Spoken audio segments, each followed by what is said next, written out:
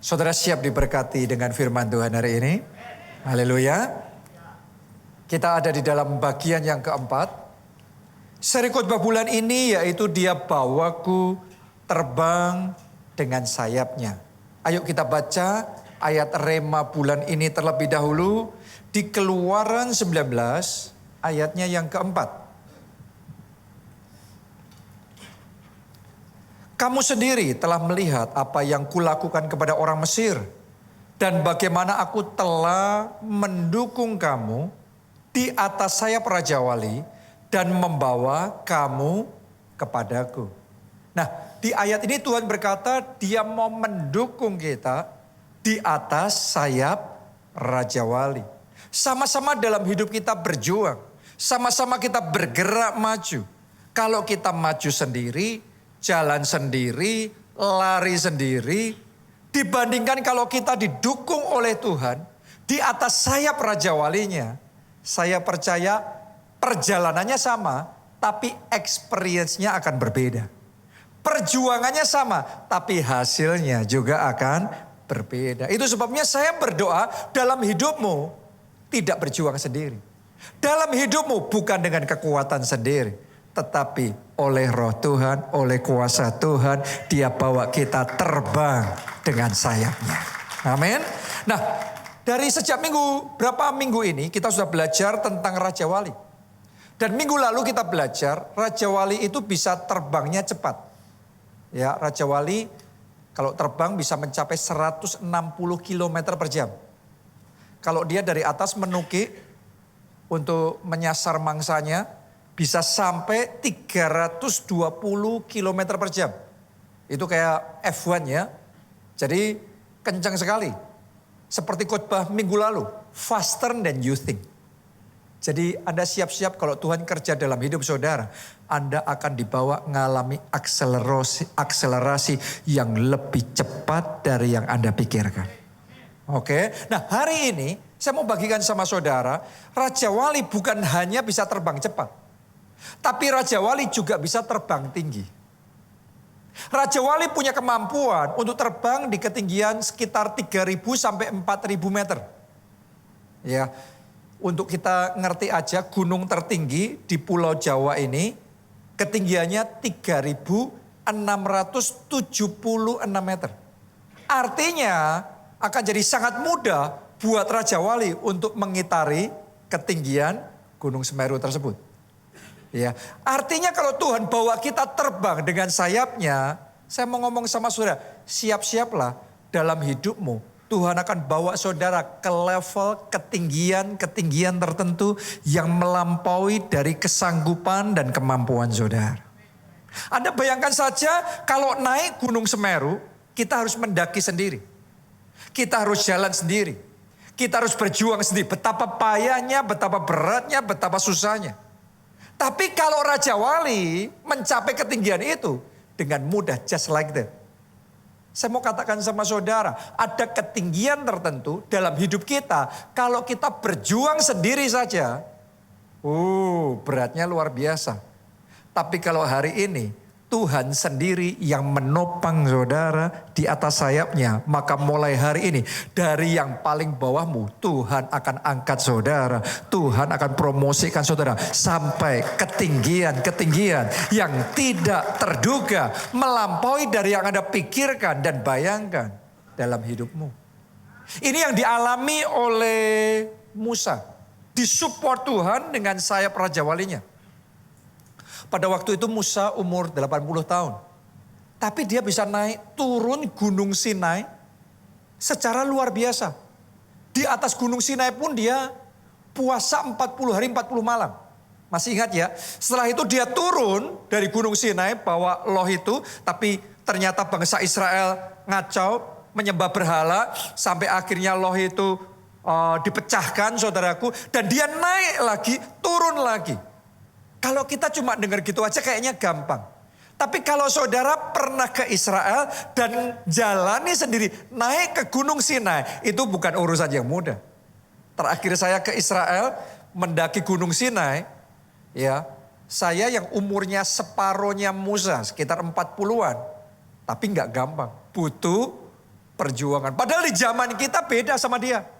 Di zamannya masih alamnya kayak gitu. Di zaman kita sudah dibuat jalan setapaknya supaya memudahkan buat kita. Dan bukan cuma itu, para peserta bisa naik unta dari bawah sampai di ketinggian tertentu. Baru setelah itu mendaki sendiri karena unta nggak bisa lanjutin lagi. Ya, jadi artinya kita ini sudah banyak dibantu, tapi rasanya capeknya luar biasa. Akhirnya kita sampai di atas. Ketika sampai di atas saya masih ingat, ya indah sekali, luar biasa sekali. Dan di situ kita doa di gua yang di situ dipercaya Musa berdoa waktu itu. Dan memang benar saudaraku, saya gak mengada-ngada ya, tapi itu bukan cuma sensasi. Saya tuh percaya itu tempat yang diberkati oleh Tuhan. Di tempat itu Anda akan bisa merasakan hadirat Tuhan, itu luar biasa sekali. Ya wah, kita berdoa satu rombongan, kita terima blessing yang luar biasa. Selesai kita turun. Saya pikir kalau turun gampang dong, naiknya aja yang berat. Turun gampang, tapi ternyata kalau Anda naik sudah terkuras energinya, itu lutut sudah habis semua kekuatannya. Waktu turun gak gampang. Sampai sempat karena saking capeknya saya sempat jatuh juga saudaraku. Ya saya bayangin, saya umur sekian aja butuh berjuang. Tapi Musa dengan mudahnya naik turun Gunung Sinai. Saya yakin itu pasti Tuhan yang menopang dengan stamina Raja Wali, dengan kekuatan Raja Wali untuk membuat Musa mampu melakukan yang harusnya tidak bisa dia lakukan. Karena itu hari ini sementara firman ini dibagikan, satu sisi saya khotbah, tapi dalam hati saya doa buat saudara, supaya Anda terima kekuatan Raja Wali dari Tuhan, stamina yang daripada atas diberikan dalam hidup saudara, supaya dalam hidupmu dibawa naik oleh Tuhan di level ketinggian yang tak terduga di dalam kehidupan saudara. Anda mau? Anda siap? Anda percaya? Nah, pertanyaannya, kenapa kok Tuhan mau membawa kita di level ketinggian yang tak terduga? Apakah untuk gaya-gayaan? Apakah untuk membuat kita bisa merasa lebih dari orang lain, bisa flexing? Atau karena Tuhan punya maksud, Tuhan punya rencana? Kita pelajari ya, kenapa kok Tuhan memberikan kemampuan kepada Raja Wali untuk bisa terbang tinggi? Ada 3 yang saya mau bagikan. Yang pertama, dengan terbang di ketinggian, Raja Wali bisa melihat lebih luas. Benar enggak? Tempatnya sama, tapi kalau kita di tempat yang rendah, dibandingkan kita di tempat yang lebih tinggi, ngelihatnya sama apa beda? Beda. Ya, kalau saudara di rumah tapak, keluar dari pintu rumah, yang Anda lihat apa? Rumah-rumah tetangga saudara aja, sekeliling Anda aja. Tapi kalau di Jakarta banyak dari kita tinggal di apartemen. Anda yang tinggal di apartemen belasan lantai atau puluhan lantai, Anda melihat dari jendela apartemen saudara, Anda akan melihat kota Jakarta. Di titiknya sama, daerahnya sama, tapi kalau di tempat rendah yang dilihat lebih sedikit, lebih sempit, lebih terbatas. Tapi begitu kita naik ke level yang lebih tinggi, yang dilihat lebih luas. Yang dilihat lebih banyak. Yang dilihat lebih besar. And what you see is what you get. Saya berdoa hari ini, sementara Anda terima firman Tuhan, Roh Kudus yang membawa Anda ke dimensi roh yang lebih tinggi.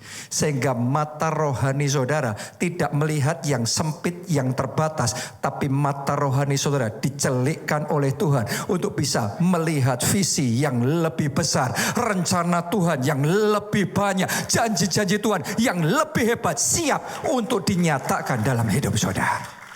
Oh, tepuk tangannya jangan separuh-separuh buat Tuhan kita yang punya rencana besar. Anda percaya itu? Karena what you see is what you get. Sekalipun Tuhan punya janji-janji yang hebat, rencana yang besar. Kalau Anda belum mampu melihatnya, Anda belum bisa dapat.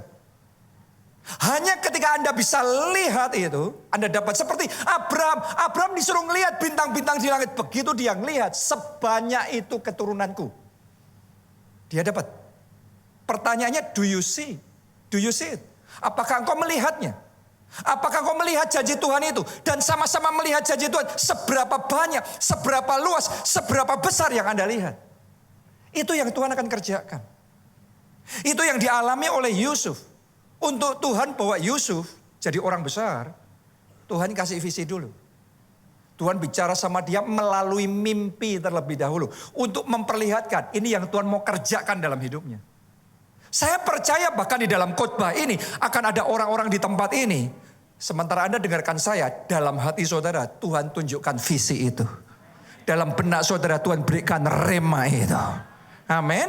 Jadi apapun itu yang Roh Kudus kerjakan, get ready untuk nangkep. Karena kalau Anda bisa nangkep rema yang dari Tuhan, visi yang dari Tuhan, something shall happen in your life. Kita baca Kejadian 37 ayat 5 sampai ayat 11. Ini yang dialami Yusuf ya. Pada suatu kali bermimpilah Yusuf. Lalu mimpinya itu diceritakannya kepada saudara-saudaranya, sebab itulah mereka lebih benci lagi kepadanya. Padahal Yusuf dapat visi dari Tuhan apa tidak?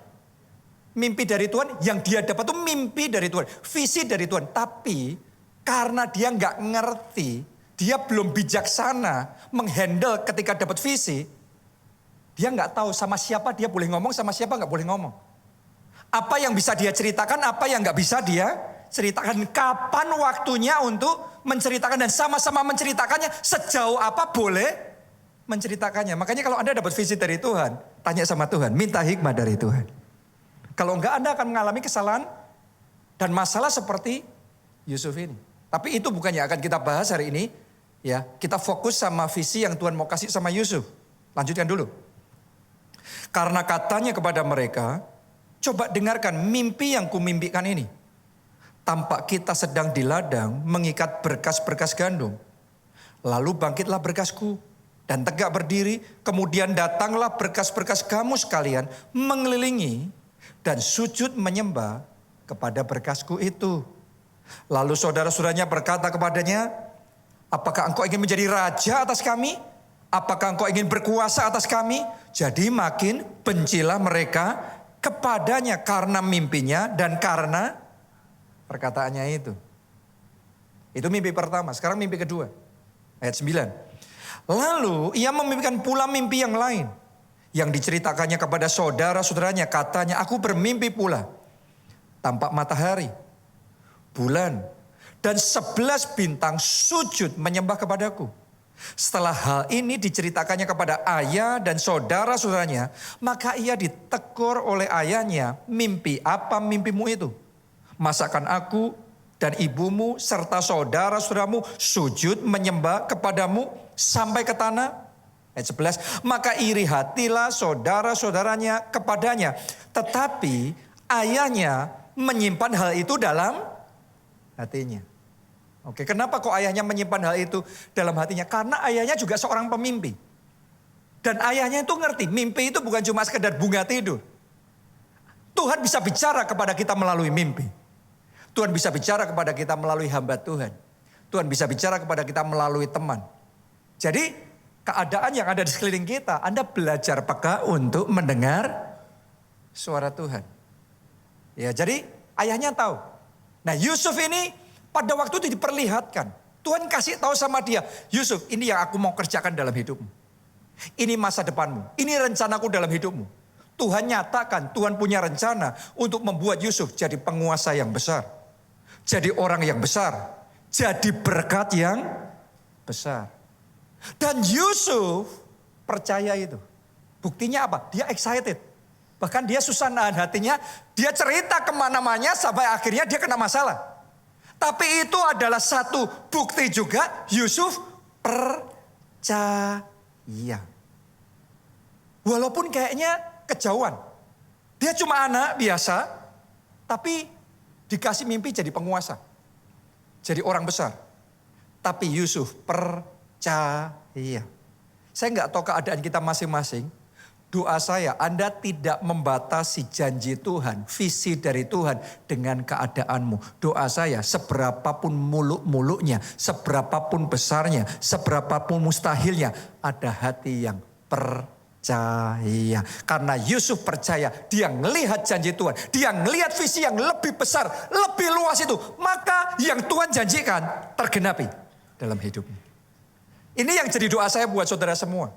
Setiap visi yang Tuhan kasih sama saudara, tidak ada yang tidak tergenapi. Semuanya terjadi, semuanya tergenapi, Anda alami dan jadi kesaksian di dalam kehidupan saudara. Amin. Karena itu doa sama Tuhan, minta supaya Anda dibawa Tuhan naik di dimensi roh yang lebih tinggi. Sehingga mata rohani kita bisa dibukakan untuk melihat dari angle yang lebih tinggi. Ngadepinnya sama saudaraku, tapi angle-nya beda, kesimpulannya bisa beda. Ya, ayam ada di titik yang sama, tapi karena di bawah ngelihatnya cuma tanah. Tapi Raja Wali persis di atasnya, tapi di titik yang jauh lebih tinggi. Yang dia lihat view-nya lain. Kesimpulannya akan beda. Saya berdoa mulai hari ini mata rohani kita dicelikkan oleh Tuhan. Sehingga Anda bisa melihat situasi dalam hidupmu dalam perspektif dimensi yang lebih tinggi. Dan ketika engkau melihat itu, ada terobosan yang terjadi. Ada kemenangan tak terduga yang Tuhan kerjakan. Ada kejutan yang tak terduga yang Tuhan kerjakan dalam hidup saudara. Sama-sama baca Alkitab yang sama. Kalau saudara sudah dibawa Tuhan ke dimensi yang lebih tinggi. Ayatnya sama, perikopnya, pasal-pasalnya sama. Tadinya baca cuma flat. Ya kesimpulannya bisa ditebak. Pelajarannya cuma gitu-gitu aja. Tapi begitu Anda ditransferkan Tuhan ke dimensi yang lebih tinggi. Tiba-tiba insights-nya berbeda. Revelation-nya dapatnya lain. Kayak kita, wow ini kayak ayat yang baru Pak ini. Seolah-olah kayak sesuatu yang fresh. Kenapa? Karena Anda sedang dibawa Tuhan untuk naik level. Oh doa saya saat ini juga Roh Kudus bawa saudara naik level. Anda baca Alkitab mulai hari ini ada revelation yang lebih besar. Ada rahasia-rahasia yang dibukakan buat saudara yang lebih dalam lagi. Sehingga Anda bisa mengalami terobosan yang lebih besar lagi. Ini perlu untuk kita alami. Dalam rumah tangga juga sama. Kadang-kadang kita menghadapi kerumitan yang sama, masalah yang sama, kesalahpahaman yang sama. Di situasi tertentu seolah-olah semua serba salah. Ngomong apapun salah, bertindak apapun juga salah, semuanya kena semua. Tapi doa, kalau saudara dibawa Tuhan naik terbang dengan sayapnya ke dimensi yang lebih tinggi. Nanti tiba-tiba semua yang sudah kekunci ini, Anda akan diperlihatkan sama Tuhan angle yang berbeda. Anda akan diajari Tuhan ngomong dan ketika perkataanmu engkau ucapkan itu tepat. Engkau bertindak sesuatu tadinya enggak kepikiran. Sekarang tiba-tiba kepikiran engkau lakukan. Tiba-tiba urusan rumit itu clear semuanya. Selesai. Pemulihan keluarga terjadi. Di dimensi yang lebih tinggi anything can happen. Apa yang di bawah enggak bisa, di atas bisa. Saya rasain ya. Bahkan saat ini ketika saya khotbah, ada orang-orang di tempat ini secara spiritual. Anda sedang dibawa Tuhan ke dimensi yang lebih tinggi. Karena Tuhan punya rencana yang lebih besar dalam hidup saudara. Amin. Saya berdoa untuk para pengusaha di tempat ini, para profesional di tempat ini, dalam pekerjaan, dalam tanggung jawab saudara. Anda dibawa ke dimensi yang lebih tinggi. Sehingga Anda bisa melihat yang tadinya nggak bisa Anda lihat. Kadang-kadang peluang itu di depan mata kita. Tapi kita nggak tahu. Semua orang lain nggak ngelihat. Begitu Anda dibawa ke dimensi yang lebih tinggi. Yang nggak kelihatan, kelihatan sekarang. Peluang itu kelihatan, kesempatan itu kelihatan. Anda masuk ke situ, breakthrough-nya besar. Itu yang menjadi alasan kenapa Tuhan membawa Raja Wali bisa terbang tinggi. Ngelihatnya lebih banyak, lebih luas. The more you see, the more you get. Lebih banyak yang Anda lihat, lebih banyak juga yang Tuhan kerjakan dalam hidup saudara. Nah kemarin minggu, saya dan rombongan gereja kita ke Nias, mission trip. Ya, dan kita excited sekali selama dalam perjalanan. Walaupun awalnya saya nggak kepengen untuk ikut. Karena memang sejak dari kecil saya bukan jenis orang yang suka pergi. Saya ini benar-benar anak rumahan, saudaraku. Ya, jadi susah banget sekeluarga saya untuk ngajak saya pergi itu paling susah sekali. Liburan sering batal gara-gara saya nggak mau diajak pergi, nggak mau ikut. Ya, tapi di waktu-waktu terakhir, akhirnya saya kok kayak ngerasain di hati saya mau ikut. Ya sudah, saya ikut. Nah, kita berangkat, perjalanannya diberkati Tuhan, semuanya happy. Kita landing sampai di sana, di welcome sama mereka dengan luar biasa sekali. Welcome-nya hangat sekali. Kita disuguhkan ya pertunjukan budaya, tari-tarian khasnya, adatnya mereka yang keren sekali. Terus kemudian kita KKR di hall terbesarnya di sana.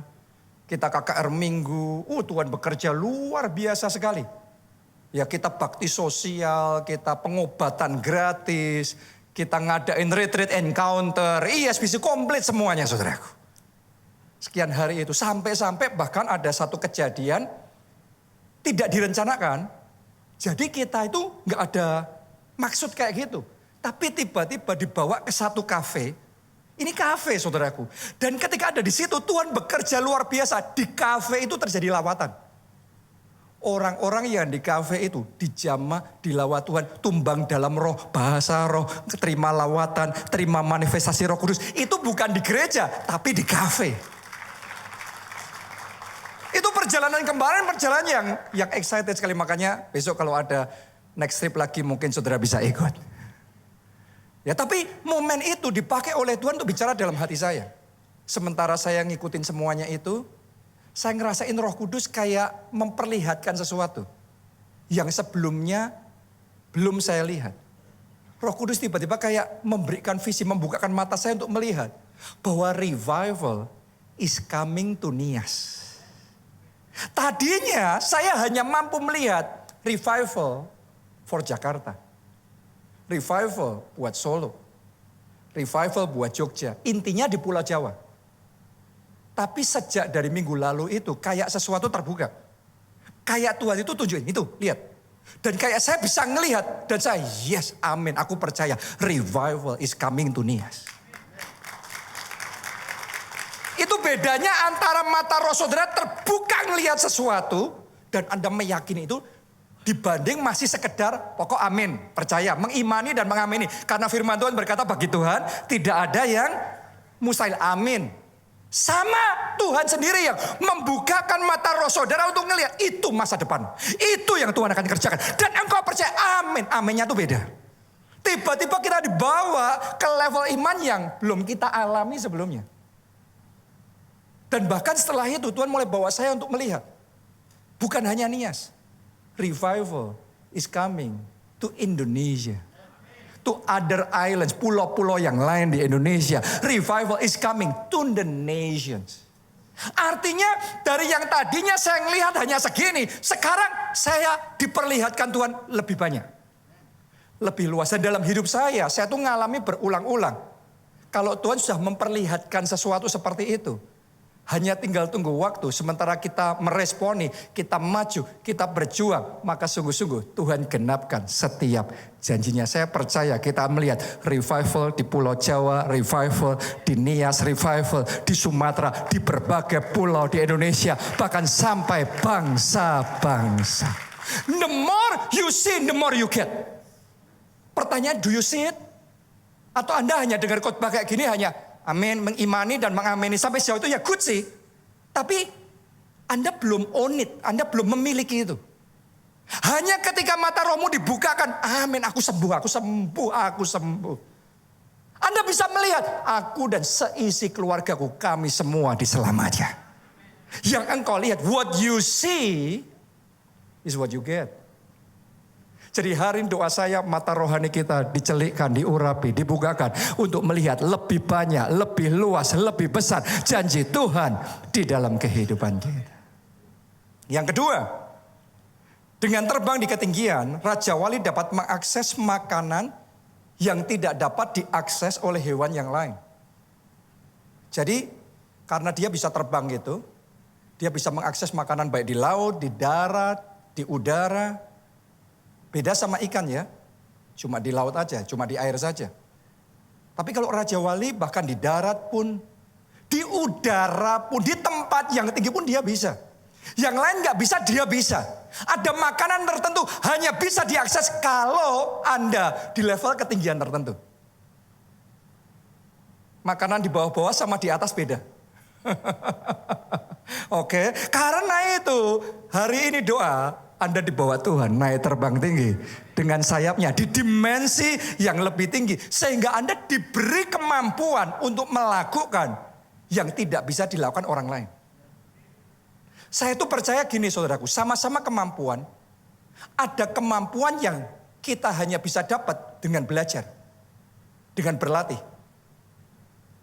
Tapi Anda harus sadar, ada juga kemampuan yang Anda bisa dapat kalau dikaruniakan Tuhan sama saudara.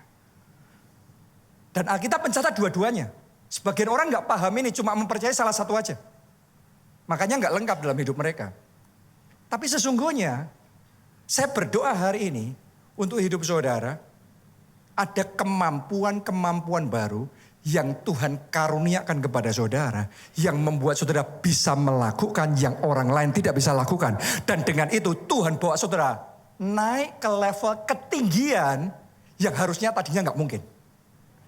Tapi terjadilah dalam hidup saudara. Dalam karirmu terjadilah dalam hidupmu. Dalam pekerjaanmu, dalam keuangan terjadilah dalam hidup saudara. Dalam pelayanannya terjadilah Tuhan kerjakan.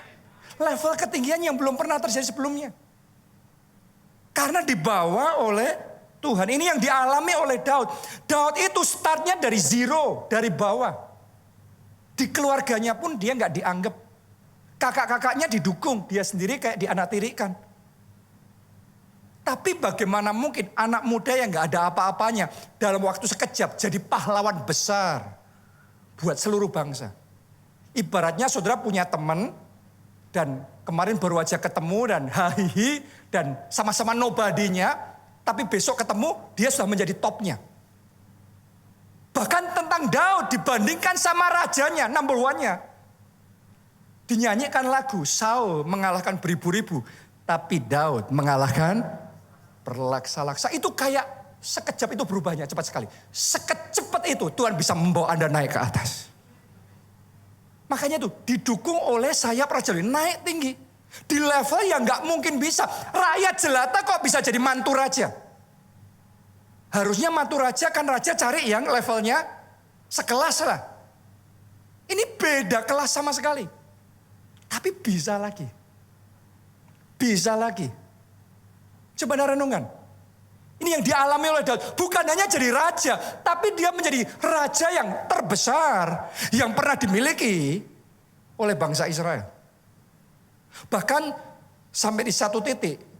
Tuhan itu sangat tersentuh sama Daud. Karena kerinduan hati Daud untuk membangun bait Allah. Saking tersentuhnya Tuhan. Tuhan kasih blessing yang spesial sama Daud. Kita baca ya. 2 Samuel 7. Ayat 8 sampai ayat 9. Oleh sebab itu, beginilah kau katakan kepada hambaku Daud, beginilah firman Tuhan semesta alam. Akulah yang mengambil engkau dari padang ketika menggiring kambing domba, untuk menjadi raja atas umatku Israel. Daud di padang diambil sama Tuhan, didudukkan di singgasana. Saya nggak tahu Tuhan ambil saudara dari mana, di padang mana. Tapi saya percaya ada singgasana yang Tuhan siapkan untuk promosi saudara. Untuk bawa saudara mengalami kemuliaannya. Ini naik level nih. Karena didukung di atas sayap Raja Wali. Ayat 9. Aku telah menyertai engkau di segala tempat yang kau jalani. Dan telah melenyapkan segala musuhmu dari depanmu. Coba Anda renungkan. Yang melenyapkan musuhnya Daud berarti siapa? Tuhan sendiri loh. Makanya zaman itu paling gak enak jadi musuhnya Daud. Daud disayang Tuhan, Anda musuhin Daud, Anda jadi musuhnya Tuhan, dilenyapkan sama Tuhan. Ini Tuhan yang ngomong, aku melenyapkan musuh-musuhmu. Makanya kalau Anda ketemu sama model Daud ini, Anda jangan musuhan lah. Anda jadi berkat aja, Anda akan diberkati oleh Tuhan. Oke. Terus Tuhan ngomong begini, aku membuat besar namamu seperti nama orang-orang besar yang ada di bumi. Saya percaya janji ini untuk seseorang di tempat ini. Anda sekarang nobody, tapi Tuhan akan membuat engkau jadi orang besar. Namamu akan dibuat jadi besar. Seperti nama orang-orang besar di kota ini. Nama orang-orang besar di negeri ini. Terjadilah itu dalam hidup saudara. Kalau Tuhan bisa lakukan untuk Daud, Tuhan juga lakukan untuk saudara. Lihat saudaraku bagaimana Tuhan ngerjain semuanya ini buat Daud. Tuhan yang ngomong, aku yang membuat, aku yang menjadikan. Ini Daud hebatnya kayak gitu ternyata karena disupport Tuhan. Bukan karena kemampuannya sendiri loh. Ini karena backingnya Tuhan. Lanjutin ayat 12, 13, dan 16.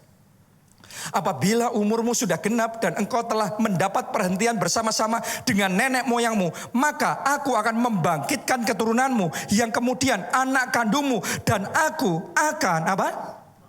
Mengokohkan kerajaannya. Dialah yang akan mendirikan rumah bagi namaku, dan aku akan mengokohkan tahta kerajaannya untuk selama-lamanya. Ayat 16. Keluarga dan kerajaanmu akan apa? Kokoh untuk selama-lamanya di hadapanku. Tahtamu akan kokoh untuk selama-lamanya. Di zaman modern sekarang ini, seberapapun powerful seseorang, 5 tahun periodenya, 5 tahun periodenya. Tapi kalau Tuhan sama Daud berurusan, Tuhan janjinya bukan seumur hidup, tapi keturunan demi keturunan sampai selama-lamanya. Wow. Ini kayak rakyat jelata seperti Daud yang di bawah sini bisa naik di level ketinggian yang tak terduga. Akan terjadi dalam hidupmu. Tangan Tuhan sendiri yang membawa engkau naik ke level ketinggian yang tak terduga. Yang buat engkau sekarang sepertinya muluk-muluk, sepertinya mustahil. Tapi tangan Tuhan yang akan menjadikan itu dalam hidup saudara. Sampai begitu luar biasanya semua yang Tuhan lakukan buat Daud ini. Mari kita lihat responnya Daud. Ayat 18. Lalu masuklah Raja Daud ke dalam, kemudian duduklah ia di hadapan Tuhan. Sambil berkata, siapakah aku ini, ya Tuhan Allah, dan siapakah keluargaku, sehingga engkau membawa aku sampai sedemikian ini. Daud kayak overwhelmed by the goodness of God. Dia kayak wow, gak kepikir sama sekali. Coba Anda bayangin kalau jadi Daud rakyat jelata gitu punya cita-cita. Menurut saudara, buat Daud yang cuma kerjaannya mengembalakan 2-3 ekor kambing domba, suruh punya mimpi yang besar, punya visi yang besar. Visi besar kayak apa? Paling segitu-segitu, dia nggak akan mimpi sama sekali ngalami semuanya itu. Tapi Tuhan yang membuat yang tidak mungkin menjadi mungkin. Tuhan tangannya yang mengangkat Daud dari yang paling bawah jadi top di atas dan itu langgeng selamanya. Sampai Daud ngomong, siapakah aku ini Tuhan? Siapakah keluargaku ini? Sampai engkau membawa kami sampai sedemikian. Makanya saudaraku ya, kalau Anda tuh hidupnya menyenangkan hati Tuhan. Ini loh janji Tuhan. Apa yang tidak dilihat oleh mata, tidak didengar oleh telinga, tidak timbul dalam hati manusia, Tuhan berikan. Bagi orang-orang yang mengasihi dia. Saya dalam tahapan tertentu rada bisa merasakan perasaannya Daud ini. Pengalamannya beda tapi feeling perasaannya sama. Kenapa saya ngomong begitu? Karena kalau saya flashback melihat sejarah keluarga saya, kita sadar diri lah. Ya, saya dengar cerita dari papa mama saya. Mungkin saudara juga sebagian sudah dengar. Pak Ubaja, papa saya tadinya anak remaja yang DO, drop out, SMP kelas 2. Kenapa? Saking mindernya, dibully di sekolah, ngalami masalah di rambutnya. Sampai akhirnya bukan cuma rambut, alis, semua rambut di sekujur badannya. Dan itu dia dibully saking mindernya dia DO. Dia nggak berani ketemu sama siapa-siapa. Kalau ada yang datang ke rumah, kerabat datang ke rumah, dia sembunyi di bawah kolong ranjang. Menurut saudara, orang seminder itu seperti apa masa depannya? Ketemu orang gak berani, ngapa-ngapain gak berani. Seperti apa masa depannya? Kayak hopeless. Mama saya juga sama. Datang dari keluarga yang sangat sederhana. Kalau makan cuma nasi sambal, ya kalau lebih mewah, itu telur satu didadar selebar mungkin. Dan setipis mungkin. Terus kemudian dikasih garam yang banyak sekali. Ya. Terus dipotong-potong, akhirnya dibagi potongan-potongan itu sekeluarga. Makan itu suatu makanan yang luar biasa. Jadi awalnya seperti itu. Tuhan bawa dari waktu ke waktu sampai hari ini. Kita ada sebagaimana kita ada. Omongan saya kayak Daud nih, siapa kami ini Tuhan? Sehingga Tuhan bawa kami sampai sedemikian. Saya belum ada sama sekali apa-apanya dibandingkan Daud. Tapi perasaan itu kita ngerasain. Perasaan kayak dikepung dengan kebaikan Tuhan. Dipenuhi dengan cintanya Tuhan. Saya berdoa kesaksiannya Daud ini akan jadi kesaksian yang engkau ceritakan di dalam hidupmu. Siapa aku Tuhan, kebaikanmu, kasih setiamu tidak pernah habis, selalu baru tiap pagi dalam hidupku. Doa saya terjadilah itu dalam hidup saudara. Amin. Jadi gak henti-hentinya Tuhan kerjakan lagi. Saya tanya saudaraku ya, 2 minggu yang lalu saya khotbah di ibadah ini enggak? 2 minggu yang lalu. Berarti belum cerita saya di sini. Ya satu lagi anugerah yang Tuhan sedang kasih. 2 minggu dari sekarang tanggal 7 Juli. Kita akan kedatangan sekitar 9 tamu dari Amerika. Dari Oral Roberts University. Ini adalah salah satu universitas terbaik di Amerika Serikat. Ya, dan khususnya untuk gereja-gereja aliran seperti kita, Pentakosta Karismatik. Ini adalah universitas nomor 1 terbaik sedunia untuk mencetak hamba-hamba Tuhan. Makanya anak-anak pendeta gereja terbesar di seluruh dunia, sekolahnya ya di sini. Dan hampir semua mayoritas pendeta-pendeta gereja terbesarnya Amerika lulusan sekolah ini. Tapi 9 orang top leadersnya dari presidennya sampai top leadersnya. Tanggal 7 Juli nanti di Haleluya Center di PIK itu ibadah jam 10 pagi.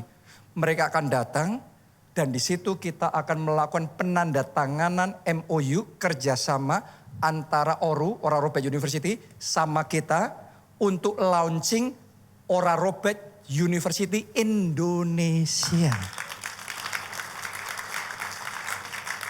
Coba saudara renungkan. Dari sekian banyak gereja di Indonesia, dari sekian banyak pilihan yang ada, tapi mereka maunya kerjasamanya bersama dengan kita. Saya juga nggak ngerti kayak gimana, kita juga nggak berusaha seperti apa. Kayak Tuhan yang buka jalan, Tuhan yang buka pintu, dikonekin semuanya, jadi sendiri. Tuhan tuh kalau sudah kerja dalam hidup saudara ya, Anda akan terheran. Anda nggak bisa pun dimampukan sama Tuhan. Tuhan akan buka pintu-pintu dalam hidup saudara. Tuhan akan pertemukan dengan orang-orang yang tepat. Tiba-tiba keajaiban terjadi lagi. Tiba-tiba Anda dibawa naik level lagi. Ke ketinggian yang lebih dan lebih lagi. Dan itu perjalanan bersama Tuhan. From glory to glory. Anda yang sudah sekian tahun di gereja kita, kesaksian kayak gini nggak pernah berhenti. Selalu akan ada hal yang baru lagi, hal yang baru. Kita nggak hanya cerita kesaksian berapa belas tahun yang lalu. Tapi tiap saat Tuhan itu nyatakan anugerahnya. Oh, kiranya terjadilah di dalam kehidupan saudara. Mulai hari ini akan ada kesaksian yang tidak akan pernah titik. Tidak akan pernah berhenti. Selalu koma, selalu ada serinya. Selalu ada kelanjutannya. Kemuliaan Tuhan yang lebih besar. Amin. Itu yang kedua. Yang ketiga sekarang. Ini yang terakhir ya. Dengan terbang di ketinggian, Raja Wali dapat menghindari predator yang bisa mencelakakan. Kalau Raja Wali di tempat yang rendah, gampang untuk dijangkau, gampang untuk ditarget, gampang untuk diserang. Oleh predator yang lain atau oleh manusia. Karena itu gampang celaka. Tapi karena dia bisa terbang di tempat yang tinggi, dia buat sarang di tempat yang sangat tinggi. Semakin tinggi, semakin aman. Tahukah saudara, ketika Tuhan ngomong, aku mendukung kamu di atas sayap Raja Wali, aku membawa kamu terbang tinggi, artinya Tuhan mengamankan saudara. dari predator-predator yang bisa merontohkan pernikahanmu, menghancurkan keluargamu, merubuhkan masa depanmu, pekerjaanmu, keuanganmu. Tapi kalau Anda dibawa naik oleh Tuhan, yang tadinya ancaman, sekarang bukan lagi ancaman. Ancamannya ada, tapi kayak Raja Wali ya. Karena dia naik di tempat yang tinggi, tidak tergapai lagi. Nggak bisa lagi. Oh, saya berdoa. Yang seperti ini Tuhan kerjakan dalam hidup saudara. Tuhan buat Anda aman dari semua serangan si jahat. Tadinya Anda mungkin bisa diguna-guna, masih terbuka celahnya untuk diserang dengan santet dan macam-macam. Tapi tahu nggak saudara, kalau Anda dibawa Tuhan naik level dalam anointing, dalam pengurapan Tuhan atas hidupmu. Begitu pengurapan di level tertentu itu Tuhan kasih sama saudara, Anda nggak khawatir lagi. Karena Tuhan akan pastikan yang memberkati Anda diberkati Tuhan. Yang mengutuki saudara dikutuki Tuhan juga. Jadi semua serangan yang ditujukan sama saudara akan berbalik sama yang ngirim. Jadi mulai hari ini saya berdoa, Tuhan tambahkan urapannya dalam hidup saudara. Tuhan tingkatkan anointingnya dalam hidup saudara. Dan semua serangan-serangan santet, semua serangan si jahat digagalkan, dihancurkan, bahkan berbalik kepada pengirimnya. Dan Anda mengalami kemenangan yang luar biasa. Kita aman dalam lindungan Tuhan. Amin, haleluya. Dalam pekerjaan juga sama, dalam keuangan juga sama. Sama-sama bisnis yang sama, sedang berjalan, ada bisnis yang rapuh. Dihajar sedikit lagi, setelah hajaran-hajaran pendahulu, dihajar sedikit lagi bisa rontok semuanya tuh. Keuangannya masih jalan, tapi ada keuangan yang solid, ada keuangan yang rapuh. Kalau keuangan sudah rapuh, digoyang dikit, habis semua. Tapi kalau Tuhan membawa saudara terbang tinggi, keuanganmu dibawa terbang tinggi, pekerjaanmu, karirmu dibawa terbang tinggi, goncangan serangan nggak ngefek lagi sama saudara. Ada goncangan tapi nggak kerasa. Ngelalui krisis finansial, tapi it's okay buat saudara. Kenapa? Karena Anda sudah dibawa naik level, terbang tinggi. Ya saya masih ingat saudaraku, pertama kali gereja kita dimulai. Pada waktu itu kita belum punya izin gereja. Dan karena kita belum punya izin gereja, oleh orang-orang pihak-pihak yang gak suka sama kita, itu dijadikan celah untuk ganjal kita. Untuk nyerang kita, untuk nakut-nakuti, untuk mengintimidasi, untuk membuat kita jadi dalam kondisi yang tersudut. Ya sampai akhirnya salah satunya ada orang yang ngirim surat ke balai kota mempermasalahkan keberadaan kita, tujuannya supaya kita ditutup. Nah karena belum ada izin gereja, aman nggak? Kan nggak aman, masih ibadah tapi rapuh. Kapanpun bisa ditutup. Tapi di momen itu Tuhan ambil alih. Waktu kita dipanggil ke balai kota, di situ Tuhan jamah wali kotanya yang harusnya nutup kita, tapi malah ngomong, saya akan kasih izin resmi. Begitu dapat izin resmi, ancaman bukan lagi ancaman. Karena sekarang Tuhan kokohkan kita, Tuhan buat kita aman dalam perlindungan Tuhan. Oh kiranya dalam aspek legalitas, dalam aspek perizinan, dalam berbagai aspek dalam hidup saudara, Anda dibawa Tuhan terbang tinggi. Sehingga lawan-lawan saudara tidak mampu lagi menggapai saudara. Dalam keuangan juga sama. Pertama kali gereja kita beli gedung bioskop, dirubah jadi gedung gereja, waktu itu pakai hutang bank. Nah Anda tahu kan yang namanya hutang membuat kita nggak aman. Dan benar saja waktu itu kita nggak bisa bayar hutang. Bukan hanya pokoknya, bunga saja nggak bisa bayar. Saya mau tanya sama saudara, kalau Anda hutang bank, pokok dan bunganya saja pun Anda nggak bisa bayar. Next berikutnya apa yang bisa terjadi? Itu tinggal eksekusi kan? Jaminan akan diambil. Jadi gedung gereja yang kita pakai masih dipakai, tapi rapuh sekali. Kapanpun bisa diambil. Mungkin ada di antara saudara keadaan seperti itu. Tinggal di rumah yang sama tapi Gak aman. Hari ini Tuhan akan take over. Hari ini Tuhan akan mengambil alih dalam hidup saudara. Dan membawa Anda untuk terbang tinggi. Tuhan ambil alih keadaan kita waktu itu. Tuhan bukakan tingkap-tingkap langit. Tuhan curahkan berkat sampai berkelimpahan. Sehingga hutang yang memang sudah kita gak mampu bayar itu. Dengan caranya yang ajaib. Lunas. Dan kita ngalami kelegaan, kita ngalami kelepasan yang luar biasa. Sejak saat itu sampai sekarang aman saudaraku.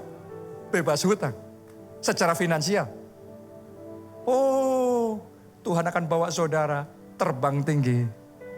Karena itu Anda akan aman dalam lindungan Tuhan.